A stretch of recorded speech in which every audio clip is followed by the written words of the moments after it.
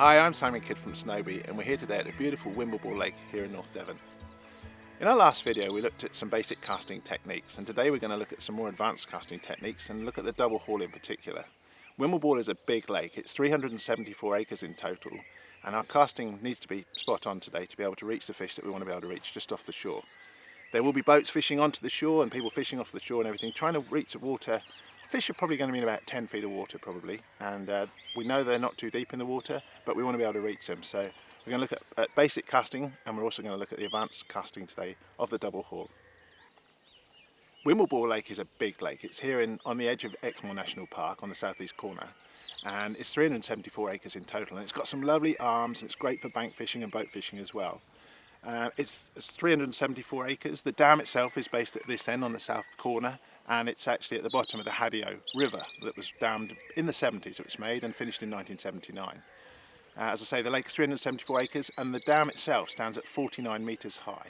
So it's substantial water, but it's actually got a benefit because down here in the West Country, when it gets particularly warm in the summer, it's got plenty of depth in there, which is something that's really important because it's got some cold water, and the rainbow trout especially love some nice cool water in the summer. They can struggle a bit when it gets a bit too warm, so that makes it a great fishery right through the summer. It's a wonderful place, the bank fishing is superb, and we're in for a really good day's sport today. Conditions are lovely. It's overcast at the moment. There's a very light breeze. It's going to probably step up to about 9 miles an hour today, something like that. It's going to warm up as well when the sun comes out.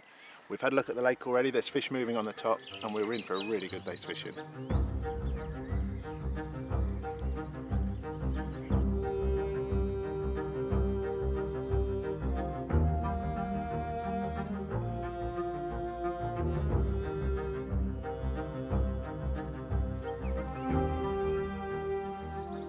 We've come down to the water's edge here now. We're in the Sailing Club Bay, and there's a few fish moving, a few fish rising, so that's quite good as well. So I've just seen a fish landed from a boat over there in the distance too, which is quite encouraging.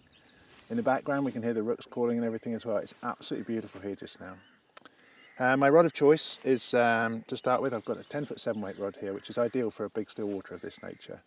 The fly line I'm using is the Spectre fly line. It's a new fly line, been designed purposely for modern day fly rods, especially with nanotechnology. It's fractionally heavier than normal lines, but it's got a longer head to achieve that. It's got a 47-foot head instead of a standard 42.5 foot, which most fly lines have got. It's also 120 foot long in distance as well, in length, as opposed to a traditional fly line, which is about 90 feet. So there's an extra 30 feet available when casting this off the bank, or from the boat for that matter, but off the bank in particular as a distance casting line.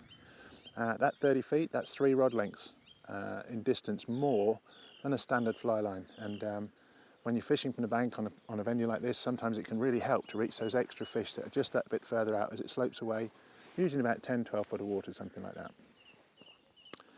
The leader I've got made up is 8-pound leader. I've got fluorocarbon on here and I've put on 3 flies. I've started with 16 feet as a leader. I've got 2 droppers. First one at about 8 feet, and then I've got another one in between there and the point fly, which is an attractor pattern, a small attractor pattern which has got a bit of foam in it as well, just to keep it high in the water on the point, a bit like a washing line style. Then I've got an olive buzzer on the middle dropper here, and then at the top I've got another one. It's a black fly, and that's a black dialback I've got on the top there as well. Black early season is always a popular colour to use. So here's my attractor patterns in here. And then I've got just small nymphs and so on. I tend to use barbless flies. I prefer that these days, and especially in competition anyway. We're not allowed to use barbs, so most of my flies are barbless today. And I say I've got different olive pattern on the middle dropper, just changing the colours a little bit so the fish themselves have got a bit of choice if they're feeling a bit fussy, and that suits me. Just a quick recap then. From the last video we looked at the basic fundamentals of casting, so I'm just going to recap on those quickly. The most fundamental exercise to start with, of course, is the roll cast. So there's a roll cast just to get a bit of line out and everything. And as we take line off the reel, it doesn't do any harm to give it a bit of a stretch because it can have a bit of memory in there, and it's quite easy just to stretch it out like that. So the basic roll cast, we make a D. Here's the D. Pull it out there. You can actually do a small haul with the left hand as we unfold that D as well. So we go from there, and as I pull it forward, I just pull it on my left hand. That little bit of a pull will come in later when we talk about the haul as well. So my left hand is gripping the line here. I'm going to make a D, roll it forward, and just pull with my left hand as I do so. And that gives a little bit more flex in the rod to put the line out on the water. We then go to the basic overhead cast. And the basic overhead cast, if you remember, we peel, pluck, pause in the back cast, and tap, like we're popping a nail into a wall, okay? So it's very simple. Bit of a peel as we lift it off, makes a little V on the water. We peel, pluck, pause and tap, okay? And that's the fundamental cast of overhead casting. To do the advanced cast, we've got a distance out there. We're probably, I don't know, 40, 50, 60 feet, something like that maybe. I'm just going to pop the line out a bit more, and I'm going to feed some more line off the reel now. And at this point here, you'll see is the back of the head.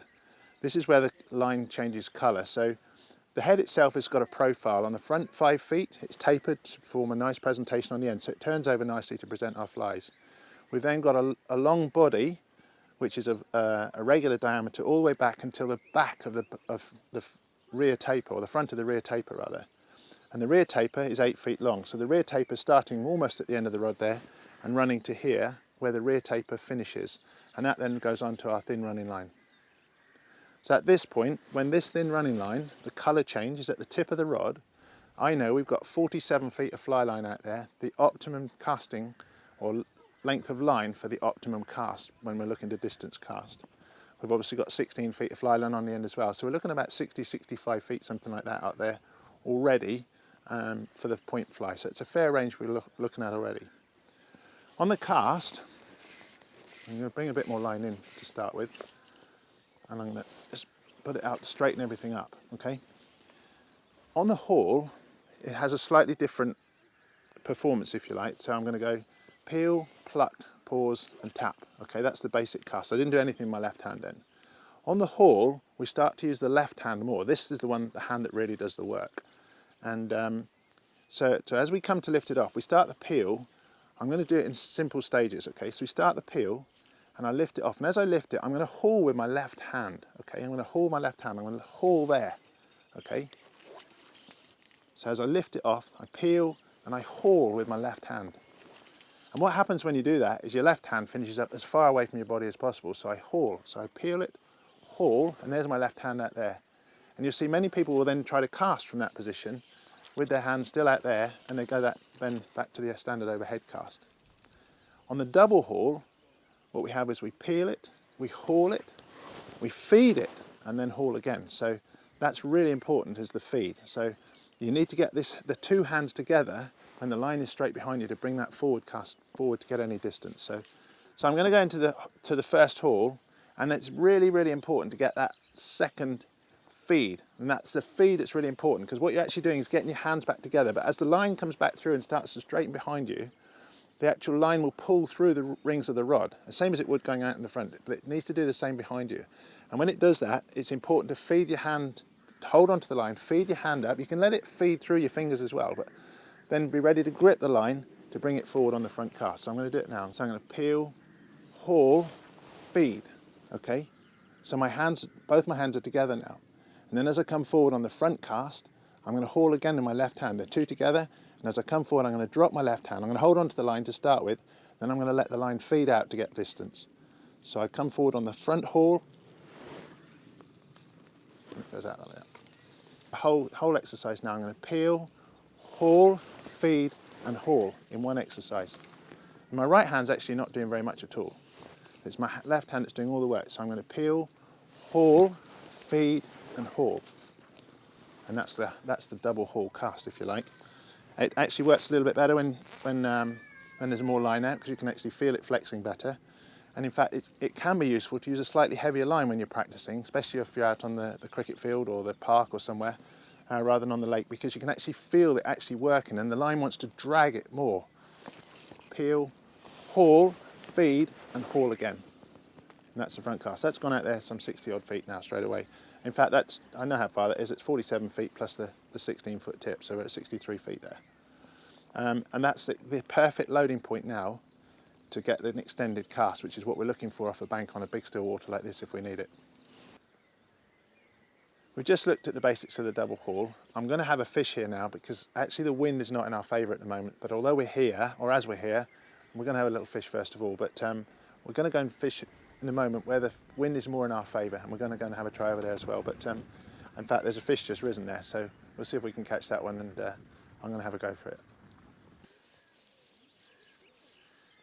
Right, I've just put the fly line out here now into the breeze that we've got here. It's still only a gentle breeze, but it's not helping with the turnover of the flies on the point, but there are a couple of fish just moving in front of us, and the flies themselves are quite high in the water. What I don't want to do is go beneath the fish that are actually moving here. Just figure of eighting it, nymphing very slowly, just give them a little bit of natural movement, the odd tweak. As the natural buzzer or the chironomid larvae that it's imitating, they tend to just jump and fidget in the water, and just to make them a little bit more natural. And I've got an attractor on here, as I said. That's the orange pattern with the foam in it, just to keep it a bit higher in the water. But that too, rainbow trout, which most of these are quite aggressive, and they can see something like that. Sometimes they'll take it purely out of aggression rather than feeding it themselves. So.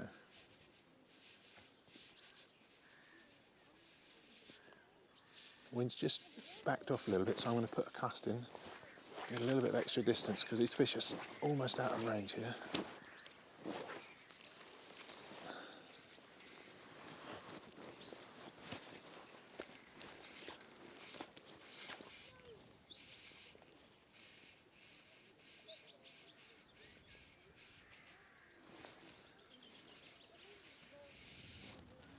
It's lovely listening to the rooks in the background. It's amazing this time of year. We've had a fabulous spring this year too. It's been absolutely phenomenal. It's nice today to have a bit of overcast conditions, because when it's bright and sunny, there's a big fish just risen out there. When it's bright and sunny, it can be it can put the fish down. They've got no eyelids and everything, or anything like that, and they can go down. Yeah, there's definitely fish moving here to the left. They are a good distance out, mind, but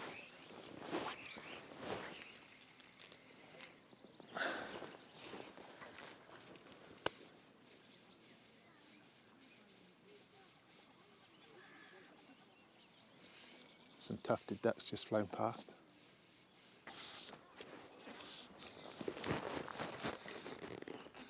These fish here are renowned for fighting hard. Where they come from at the local hatchery here, they've got running water, and the fish are so fit and strong. It's amazing. And this one's no exception. What I've done is I've put on a slightly heavier fly on the point just to get it just under the surface, and moved it a lot quicker. Fish won't come into the static fly, but they actually move into the fly which has got the tail on it, and moving quite quickly, so that's what they need.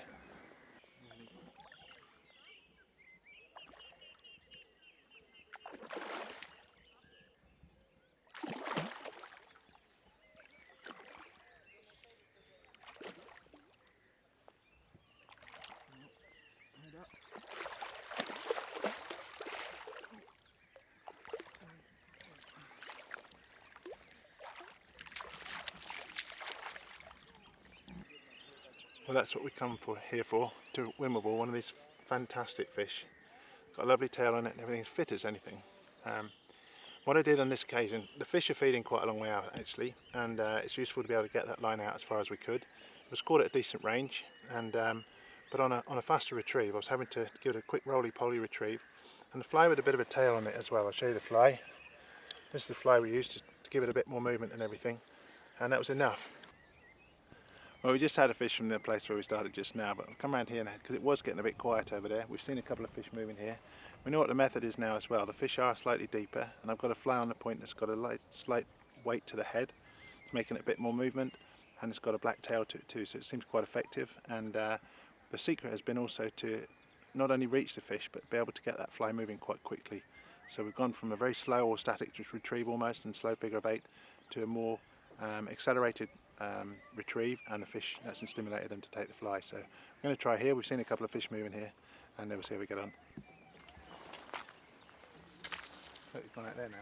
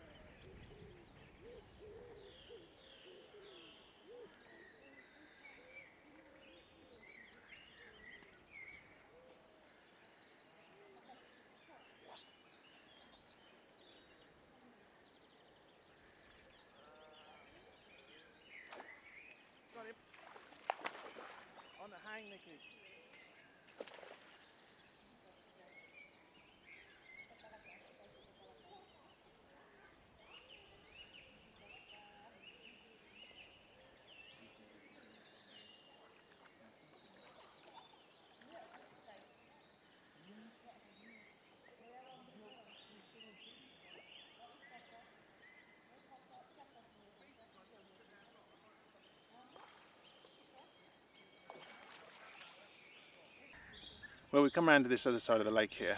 We do have the wind slightly in our favour, I must say, but we've still had to fish a long way out to catch these fish. These fish are rising out by the buoys, or moving out by the buoys out there, which is a long way out. You can just see one of them just turned out there now. That's a long cast from here. In fact, that's probably out of range. But with this line and with that double haul, we can actually reach them, and this is the result of being able to do that. It's absolutely fantastic, and this is what you really come to big water for. So just to recap then, to reach these fish that have now moved out in this brighter weather, we want to haul it, feed it, haul again as we let it go forward, and then feed it again to extend the line as we're doing it. And we do that, that's our cycle. And I'm going to do it a couple of times just to extend our cast and then let it all go. So it's haul, feed, haul, feed, haul, feed, haul, feed, and haul. And that's the whole lot gone.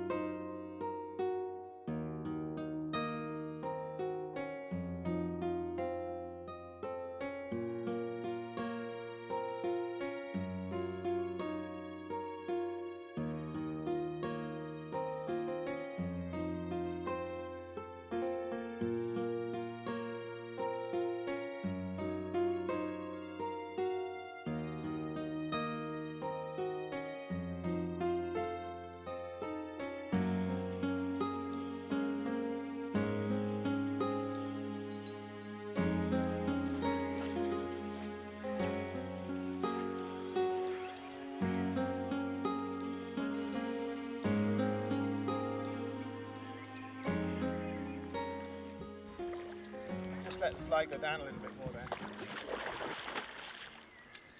I'll keep it off the top if I can, because that's when they come off.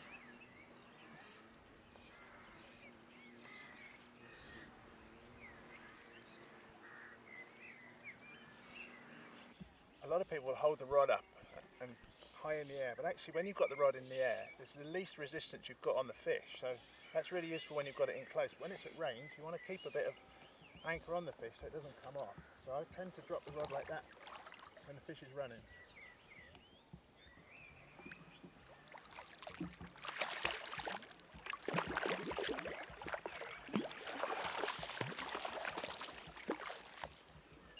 Well, yet another fish from out by the buoys out there. It's important on a big water like this to be able to reach that drop off. And obviously the casting we've been able to use today has helped us to do that. We've got a bit of wind in our favour as well at the moment, although wind is actually beautiful. It's lovely and sunny. There's people out everywhere. There's a guy in the woods there with a chainsaw. There's another one out here streaming, I think, but everybody's out having a good time in the lovely weather, and this could not be better.